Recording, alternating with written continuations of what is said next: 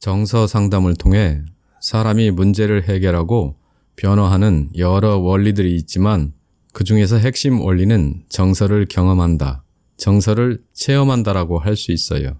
이 시간에는 정서를 경험한다라는 것이 무슨 뜻이고 내담자가 정서를 경험하도록 상담자가 어떻게 도울 수 있는지 그 점에 대해서 설명하려고 합니다.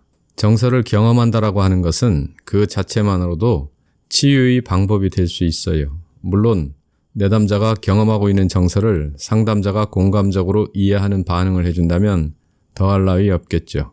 포커싱이라는 상담 원리를 장안한 유진 젠들리는 수천 회기의 상담 대화를 분석한 결과 다음과 같은 연구 결과를 얻었습니다.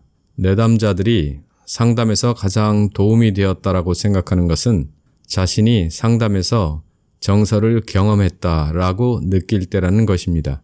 정서를 경험하는 것이 변화의 핵심 원리라는 것은 많은 연구자나 상담자들 뿐만 아니라 제가 30여 년의 상담 경험에서도 직접 확인하였습니다.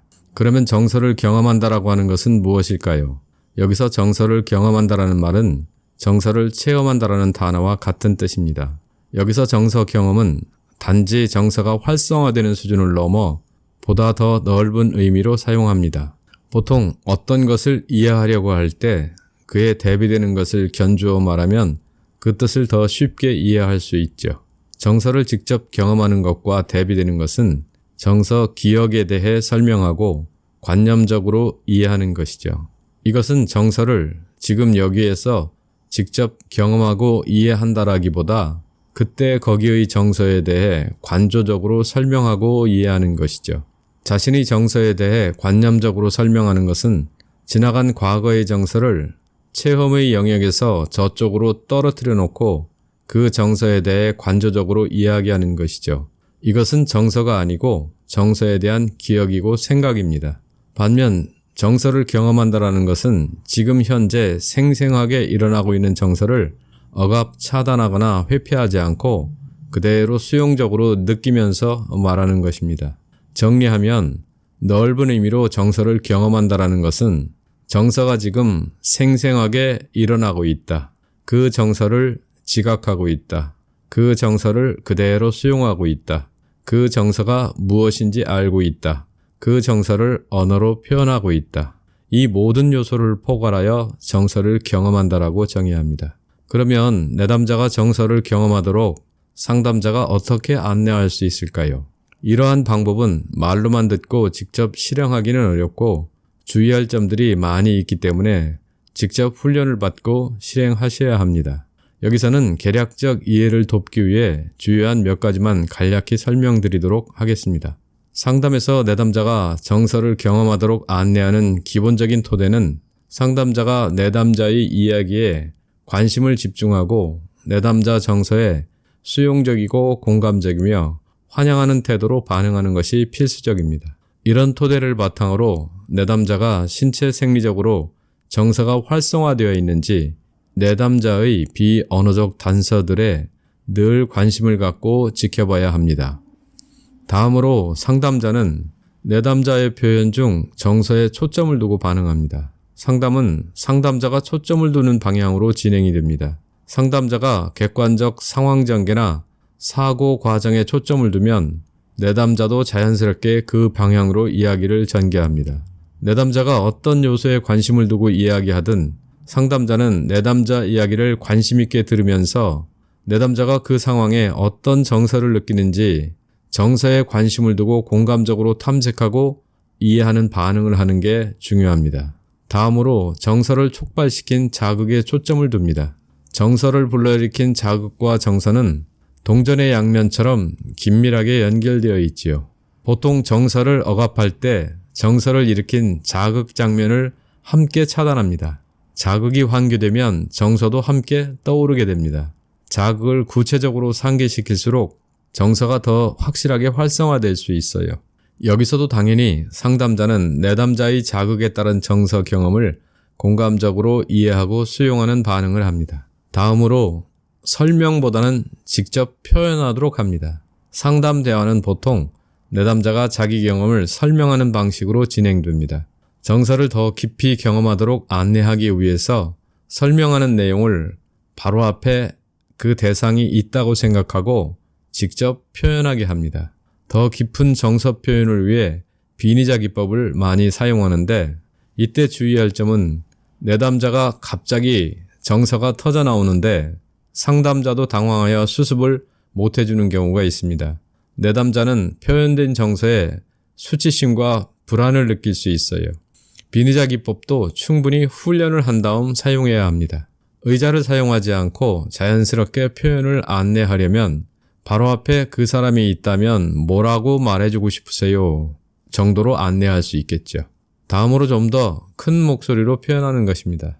내담자가 자신의 감정을 표현할 때 건조한 목소리로 표현하거나 움츠린 상태에서 아주 작은 목소리로 표현할 때가 있어요. 이럴 때 목소리를 좀 더 크게 말해보세요 라고 안내할 수 있겠죠. 정서를 차단하는 방법 중 하나가 목이 메이는 것이 있어요. 감정 표현이 목으로 나오는 것을 막기 위해 목을 조이는 것이죠. 이때 목소리를 크게 내면 조여진 목을 열고 정서를 그대로 표현할 수 있어요. 다음으로 눈을 감고 이완된 상태에서 연상을 해보는 방법입니다. 눈을 감고 신체가 이완되면 긴장이 풀려서 정서를 좀 더 원활하게 표현할 수 있게 돼요. 물론 사람마다 달라요. 이 방법을 불편하게 생각하는 사람도 있어요. 모든 방법은 획일적으로 적용되는 것은 아니고 내담자에 따라 상담자와 내담자의 신뢰관계에 따라 그 정도가 다릅니다. 다음으로 생각과 결부된 정서를 탐색하는 것입니다. 우리는 오랫동안 정서를 억누르고 살아온 반면 생각은 많이 하고 살아옵니다. 정서를 말하기보다 생각을 말하기가 더 쉽지요. 생각에는 정서가 늘 결부되어 있습니다. 나는 완벽한 사람이 되어야 한다 라고 생각하고 있다면 실수 안 하려고 준비하고 조심하고 긴장해야 하잖아요. 그러면 어떤 정서가 있겠어요?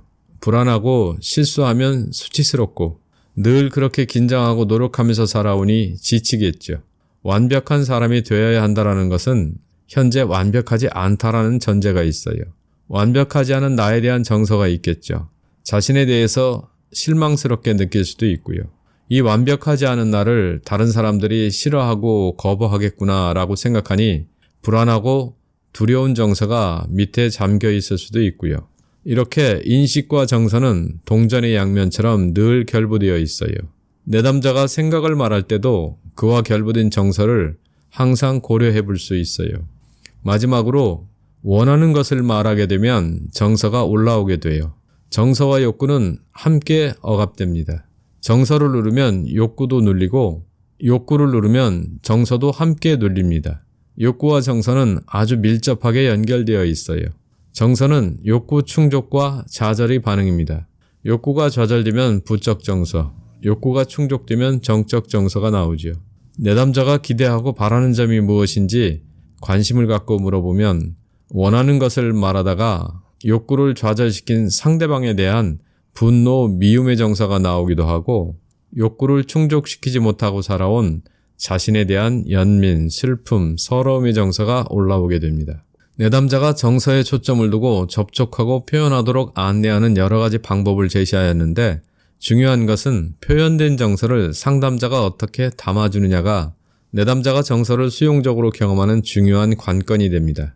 내담자가 정서를 용이하게 경험하는 최상의 방법은 상담자가 인위적으로 제시하는 어떤 방법에 있다기보다 내담자에 대한 상담자의 따뜻한 관심과 정서에 대한 수용, 공감, 이해의 마음입니다. 그럴 때 내담자는 자신의 정서를 그대로 접촉하고 정서를 개방하고 표현하면서 정서를 충분히 경험하게 됩니다. 이상 정서 상담에서 정서를 경험한다라는 의미와 상담에서 상담자가 내담자에게 어떻게 정서를 경험하게 도울 수 있을까 간략하게 알아보았습니다.